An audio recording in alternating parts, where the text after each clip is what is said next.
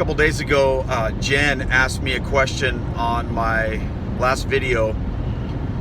Would I have been willing to convert to Catholicism if my wife wouldn't have been supportive or willing to convert herself? That is a fantastic question. There are a lot of people who are in the process of feeling God's call to conversion, but their family members are not on board with that, and it can be a struggle. I remember hearing about a man who, he was a pastor. He wanted to convert to Catholicism, and his wife told him, if you do this, I will kill myself. I can't even comprehend that. I'm so blessed that that wasn't an issue for me. My wife was willing to convert. I will tell you that she wasn't excited about it. She wasn't like, oh yes, this is what I want to do also. But she was willing to trust me and follow my leadership in this because she saw the way that I was struggling, and she saw how God was working in my heart, and she was like, okay, this is what we're going to do. So for us, the bigger question about all of this wasn't would I have converted, it was what's she going to do? So our kids, when I converted to the church, and she came too, but at the time our kids were like 20, 18, and 16. So they were of the age where I couldn't say to them, hey, you have to become Catholic. They have their own faith, and they were pastors' kids, so they grew up in their church, and they weren't going to be forced by us to become Catholics. I just wasn't going to do that. And I had good advice from our priest not to force that on them. But the question was going to be, well, what about my wife? What about, her name's Estelle? What about Estelle? What would she do? Would she come with me to Mass and live her life as a Catholic? Or would she stay with the kids and be part of the church that we were involved in, and I just would go do my Catholic thing? That was the bigger question. And I wasn't going to make that decision for her.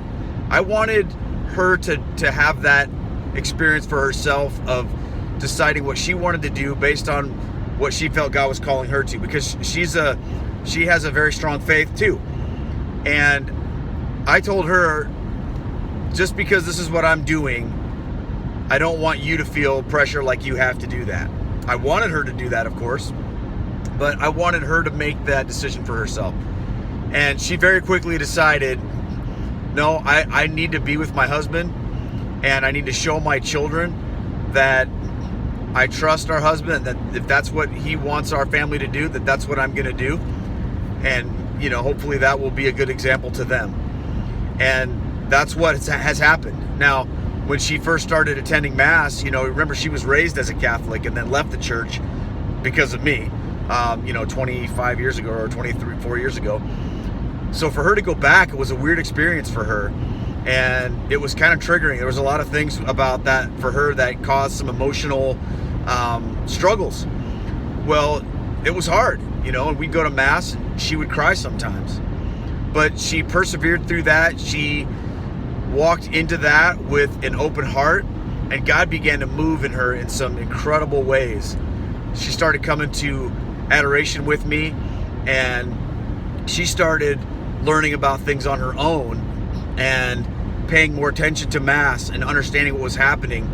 And it's been an incredible transformation in her heart too. I mean, she's still not as like gung-ho as I am all the time, but she loves being Catholic. She goes to Mass with me every week, and more than that sometimes, and she loves it. We are enjoying that together as a married couple, and it's been fantastic to have that as part of our relationship.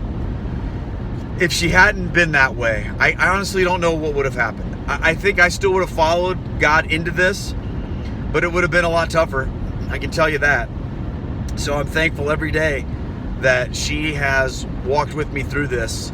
But I sure do understand that there are a lot of people who don't have that same situation. And yeah, I can appreciate the struggle. It's really hard. And in those situations, I think you have to do the best you can do to live out your faith with grace and love, and Let people have their own walk with God. Don't try to say, well, you have to do this or you have to do that.